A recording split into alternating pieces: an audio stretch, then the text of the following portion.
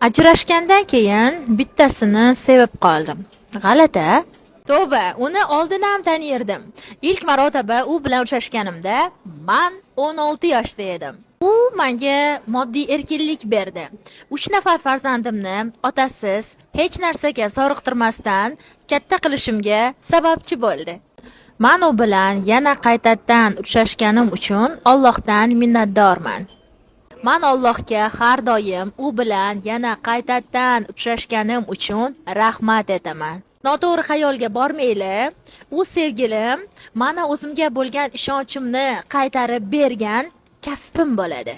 Og'ir kunlarimda ingliz tiliga bo'lgan sevgim va Allohga qilgan tavakkalim meni tubsiz jarlikdan olib chiqdi.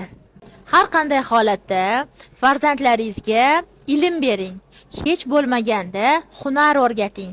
Chunki ertaga nima bo'lishini hech kim bilmaydi.